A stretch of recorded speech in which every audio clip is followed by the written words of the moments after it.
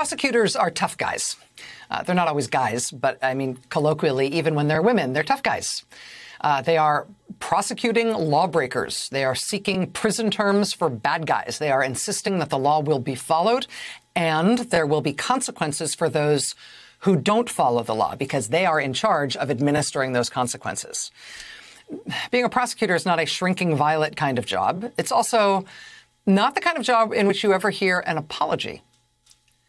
And so this footage I'm about to show you, this tape from Missouri, from a 10th floor conference room in the downtown courthouse in St. Louis, Missouri, this is unlike anything I have ever seen before from a prosecutor anywhere. Just watch this. I'm here advocating for Mr. Strickland's freedom and that his conviction should be vacated. Most importantly, though, I'm advocating that this man must be freed immediately. My job is to protect the innocent. And often prosecutors show hubris, right? You've probably seen me show some of that from time to time. And today, my job is to apologize. It is important to recognize when the system has made wrongs.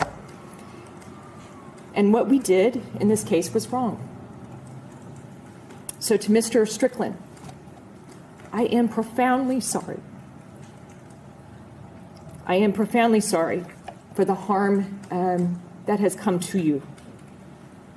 It is not, however, just Mr. Strickland that I owe an apology to. It is to the victims' families in this case. And I suppose that I could stop there. But harms like this extend beyond criminal defendants and those with the title of victim. It goes to the broader community. And to that end, I want to tell this community that I represent that I find this mistake in this system to be profound, to be one that I should take every ounce of energy I have to correct. I am sorry for this mistake made by this system.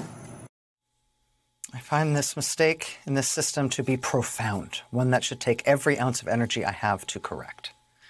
That is the prosecutor, the head of the prosecutor's office in Jackson County, Missouri. Her name is Jean Peters Baker.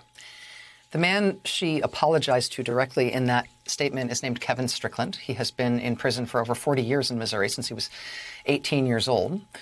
But Ms. Baker's office, which prosecuted him in that case, they have determined that he didn't do it, that he shouldn't have been prosecuted. It wasn't him. The case against him was based primarily on a single witness who recanted her testimony, who says it wasn't him. She sought desperately to have him released. Two other men convicted in conjunction with the crime also say he did not do it. The prosecutor's own formal review of the case found that that case was brought against him in profound error. We've reported on this case a few times in the last few weeks, closely following reporting from the Kansas City Star. What is actually astonishing to me, though, is that this story is still out there now for us to still be talking about it. That remarkable press conference by the prosecutor in Jackson County, Jean Peters Baker, that was 39 days ago. That was May 10th. He's still in jail. Our justice system is adversarial. There's a prosecuting side and a defense side, and they fight it out. In this case, though, it is not the defense. It's the prosecuting side saying, wow, no, there's no case here. We were wrong. He needs to be freed. And saying it in profound and moving and earnest terms. 39 days ago, you heard that prosecutor there. No action. Kevin Strickland still in prison right now. How is this possible? Joining us now is Jean Peters Baker. She is the head prosecutor of the Jackson County, Missouri Prosecutor's Office. Ms. Baker, thank you so much for joining us tonight. I've really been looking forward to the chance to talk with you. Thank you for having me. I assume that that statement that you gave on May 10th was something very profoundly different than other public statements you have had to make in the years, over the years as a public servant. I imagine that must have been hard to do and must have been something that stuck with you. It's a humbling job. It's many days in this job are humbling, but this It's just simply the right thing to do. And it continues to be a failure as I sit here right now talking to you. That Kevin Strickland remains in jail tonight is another wrong. And I intend to do everything I can in my power to make sure it's corrected. The Missouri Supreme Court did not act on his case. The Governor Mike Parson of Missouri, has made very clear that he's in no rush to do right by Mr. Strickland. He does not see this as a priority. How do you think this ends ultimately? Do you think that the governor ultimately will free him, or will there have to be some different path here? The governor has that power, and he issued 36 pardons very recently. Most of those people were already out of prison. However, I think Mr. Strickland is rightly in that category of someone who is deserving of that kind of government action by our governor. Now, it may not happen. Looking into the future, I can't say what's going to happen here. But what the governor also has the ability to do is sign a bill into law that would give me the power to at least go to a local judge and say, Judge, we made a mistake. And I'm asking you, Judge, to hear the evidence and give a remedy. That bill has been sitting on the governor's desk without any action by him thus far. Isn't that true? That's right.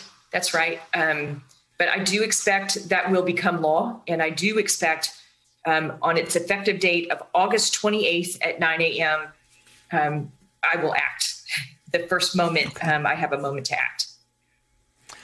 I know from statements from your office that you have had the opportunity to meet with the victims' families from this crime, this triple murder for which Mr. Strickland was apparently wrongfully convicted, to talk with them about the profound effect that this has to have on them in terms of closure and peace over the loss of their loved ones. Also, you met with the family of the woman who was a witness in this case, who recanted her testimony, who wanted to see Mr. Strickland cleared. She was also a victim in that crime. She was also injured in that crime. Can you tell me anything, I mean, obviously respecting their privacy, but can you tell me anything about how the victims' families and her family felt about this dramatic turn in this case? I think I shouldn't be surprised. I've been in this job a while, and so victims have constantly given me great heart, and it's really an honor to represent them in the system that I have. But these victims, I guess I hoped 43 years would mend more wounds. And it's just another reminder to me that this type of injury doesn't get mended. It's one you learn to live with and you learn to go on. And but the harm is always right there. And each one of the victims that I met with, several sisters, brothers, a mom, all reported the same, that this is a harm that they live with to this day. Jean Peters-Baker, head prosecutor of the Jackson County, Missouri Prosecutor's Office, leading this profound effort now to try to reverse what was apparently a wrongful conviction to free a man who has done 43 years in prison for a crime it is now believed he did not commit. Ms. Baker, thank you very much for your time tonight. I know that you mentioned that date, August 28th. If nothing else happens, you will have new powers to try to address this on that date. Yeah. Please keep us apprised. Our audience really cares about this story, as do I, and we'd love to stay up to date on what's happening. We're going to fight for him. Thank you so much. All right, we'll be right back. Stay with us.